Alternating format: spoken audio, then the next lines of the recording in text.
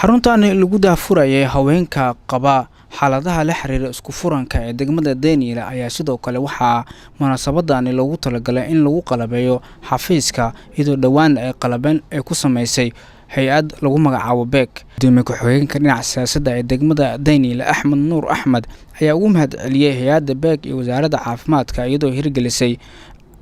xarun caafimaad oo loogu talagalay haweenka isku furanka qaba. aad iyo aad ay u mahadsan yihiin intii ka soo qayb gashay arintan ayada ah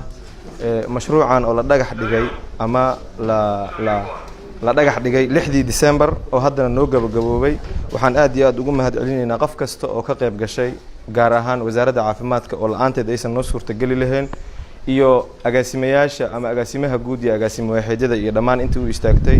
boorka oo had iyo jeer ku haya gacanta isbitaalka guud ee degmada Daynile oo habeen iyo maalin u taagan aad iyo aad ugu mahadcelinaynaa hadduu alla idmo. Wasiirka caafimaadka Marwo Foosiye Abikar Nuur ayaa si rasmi ah u xarig jartay xarunta loogu talagalay in lagu tacaalo haweenka qaba xanuunada isku furanka waxaana ay bogaadisay haweenka inay ka faa'iideystaan isla markaana xaaladooda caafimaad ee ka taxadaraan isla markaana xaruntan ay yimaadaan si xaaladooda loogu tacaalo. maanta waxaan u fadhinaa waxa waaye isugu nimid inaan furno xaruntan loogu talagalay fistulaha in lagu daaweeyo tababar loogu sameeyo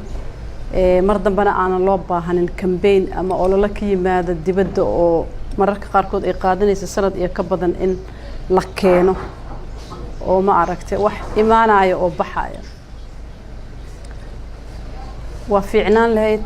waana ku dadaalnay waana u ololeynay wasaaradda hadaan nahay